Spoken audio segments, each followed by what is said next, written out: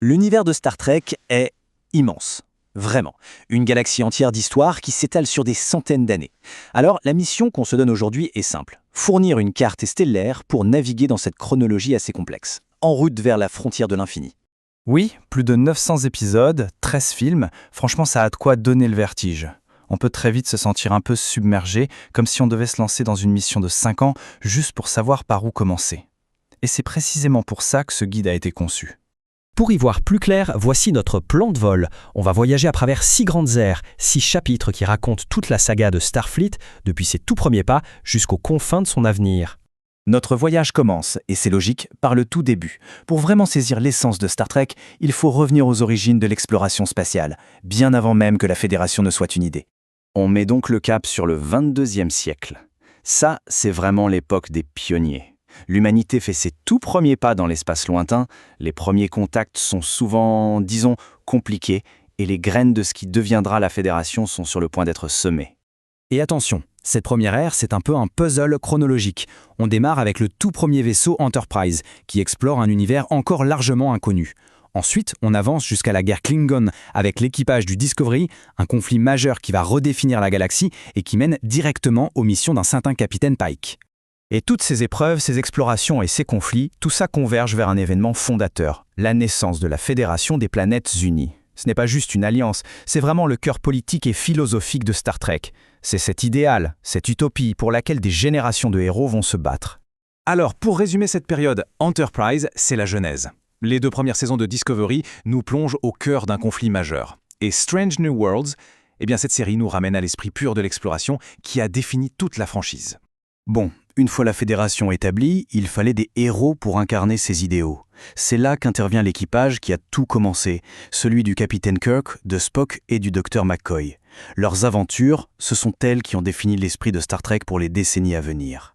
Et leur parcours, c'est une véritable saga. Tout commence avec la fameuse mission de 5 ans de la série originale, qui est même prolongée par la série animée.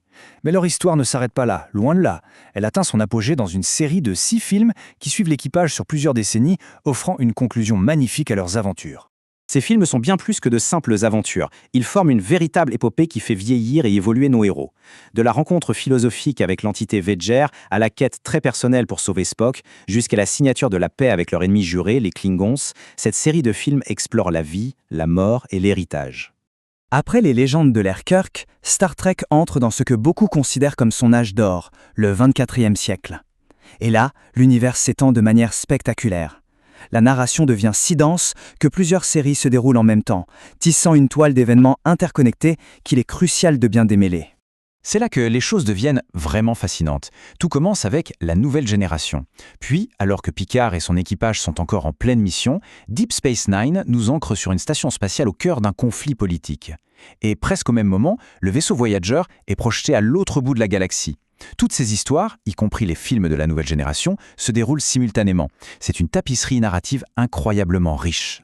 Les films de cette génération explorent les plus grandes questions de la Fédération. Génération sert de passage de flambeau symbolique. Premier Contact nous plonge au cœur de la plus grande menace de l'univers, les Borg. Insurrection questionne les fondements éthiques de Starfleet. Et enfin, Nemesis met un point final aux tensions de longue date avec l'Empire romulien. Après cet âge d'or, la franchise a fait une petite pause, avant de revenir en force avec une nouvelle vague d'histoire. L'ère moderne de Star Trek est audacieuse. Elle explore des formats et des périodes très variées et vient combler les vides de la chronologie tout en la propulsant très très loin dans le futur. Et cette nouvelle vague est incroyablement variée.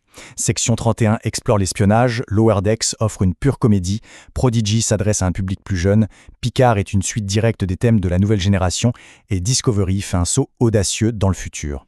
Et ce saut dans le temps est monumental. En arrivant en 3188, l'équipage du Discovery découvre une galaxie brisée.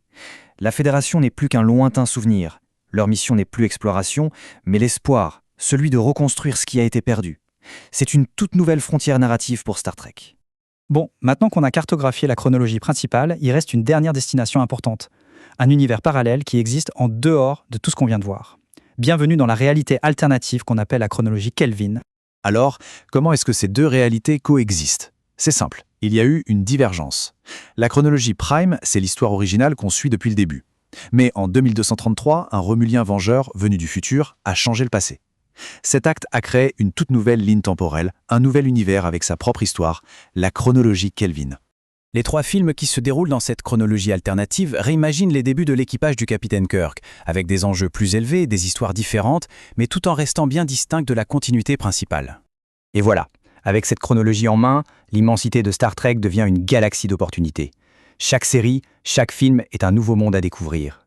La seule question qui reste, c'est de savoir par où l'exploration va commencer. Longue vie et prospérité.